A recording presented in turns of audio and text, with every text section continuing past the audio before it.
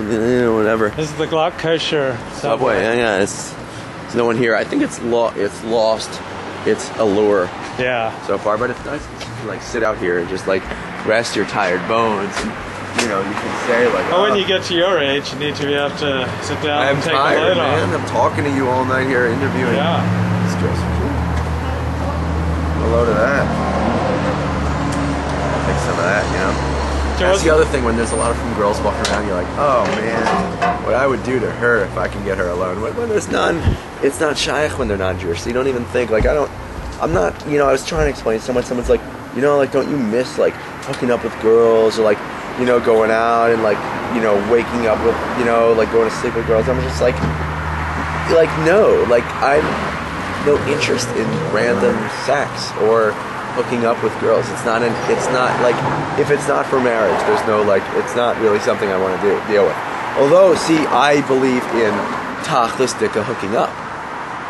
You know, in that, like, if you're dating a girl and you're in a serious relationship, the hooking up is to see that you're emotionally and you're physically compatible, and you know, you are already. I think that anyone can become sexually compatible. I think that, but I think there's definitely a strength and a trust that's built and a confidence that's built in a relationship when there is a little bit of sexual activity. It doesn't have to be a lot, but there's such. I mean, I blame my broken engagement on the fact that we were Shom Nagia. We were Shom Nagia until we got engaged. We got engaged because we felt these feelings of like lust and like we must be in love. We have such strong feelings, and really they were feelings of like, I'm hanging out with this girl all the time and I've never touched her, and there are these feelings come out of that, I think. And a lot of times they're wrong. A lot of people get married. That's great, and people do it. But for me, I really like, you know, it's against the luck or whatever. You know what? Fine, it's against the luck. You know, like I need my, I need my touch. You know, I need that romance, and I think it's kind of, you know, I don't want to go and spend my life with a girl I've never kissed before. It's odd to me. Will it happen? You never know. You never know. I could meet someone.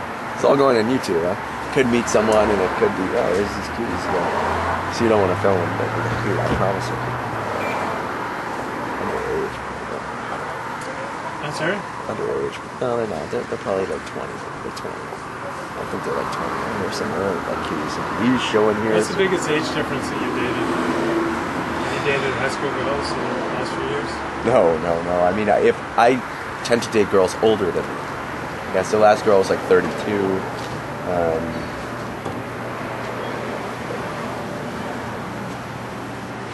Like how much older? Yeah. 3 or 4 years. I dated a girl who was 19 when I was like 26. That was a big mistake. Too young, too dumb, too crazy. She was so hot though. It was the only time I ever dated a girl for looks.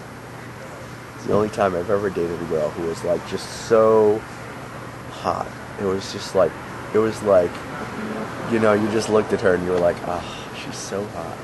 You know, and it was great having people say like, dude, where'd you find her? She's smoking.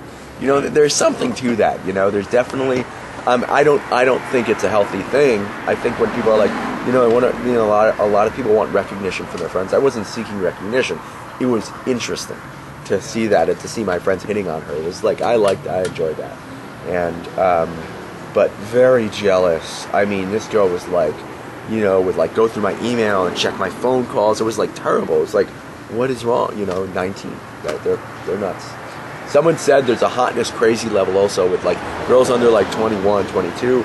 The hotter they are, the crazier they are. You know, they're nutty. You know, so I don't know. I wonder if that had anything to do with it. But she was just like, you know, that was just such a eye opener. And her parents were really cool. So I kept going out with her almost like she was hot, and her parents were really cool. She could have been cool, but she was too crazy. She was intellectual. She was very smart, very snooty about it. You know,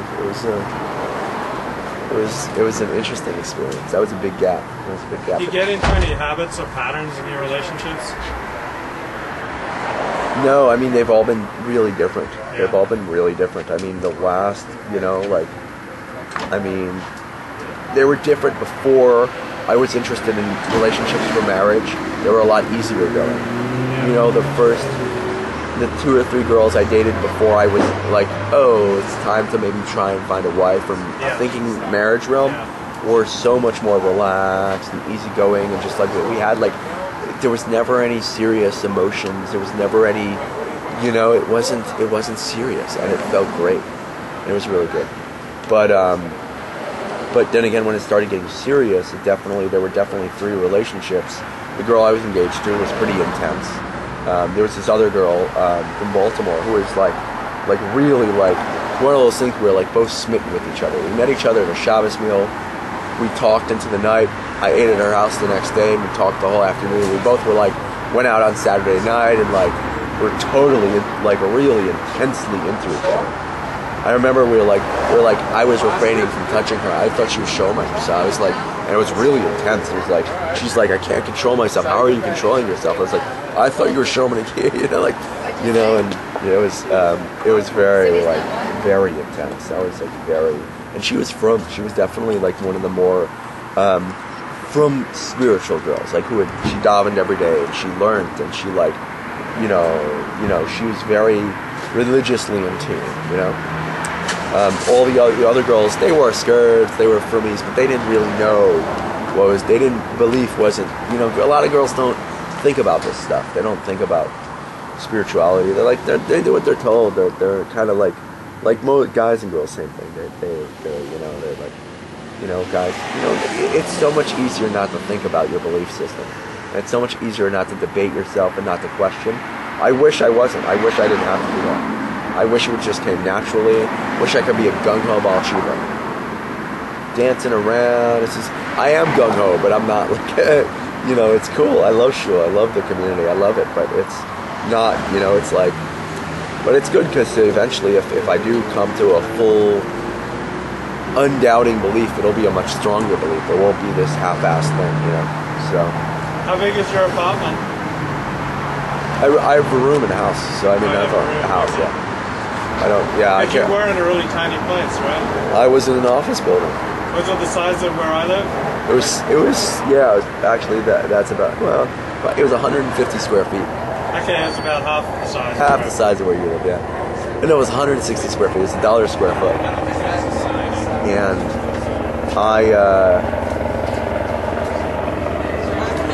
this is a very frum restaurant I've noticed.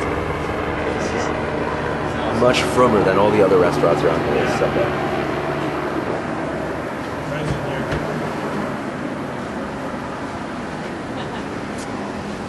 Are they married, or she's not wearing a shirt? Then maybe they're engaged. Too comfortable. I don't know. You tell when frummer you're touching. Some people are very good actors, by the way. I'm sorry? Some people are very good actors when it comes to that. Fictional Shoman Agia is rampant. Yeah. Oh yeah, it's like.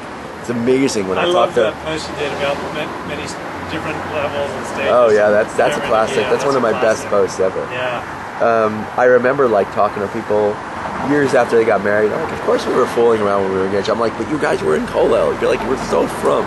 And everyone would be like, yeah, but whatever. A lot of people like the real frummies don't really know, but like the people who are like have gone to a couple movies in their life and they know things like. It's very hard to refrain from touching for 6 months when you're like, That's always interesting. I'm always shocked. I'm like, you really? Wow. You're always shocked by what? When people admit that they like touched during their engagement or when they were dating, and I'm like, but you dated in hotel lobbies, it's so weird. So yeah, it's interesting. Is it hard being poor in Northern California? Being what? Is it hard being poor? Different, because here you have some poorer people, but in Northern California it's a very wealthy area. But it's not wealth like shown wealth, but it's like this natural like, I'm just gonna get an apartment here. It's not like there's no thought to it. It's like there's everyone all these people are in the service industries. They have to be. They're not making a lot of money, so it's not a cheap. Besides it's not a cheap place to live in terms of rent. Everything else is real. Like car insurance, I pay $40 a month. I paid $200 a month when I lived in upstate New York. So like food, Trader Joe's. It's like farmers markets.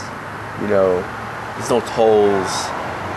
Easy, but living expense. You know, if you want to get your own apartment, where I live, in my area, you can get a one bedroom for like $900, $1,000.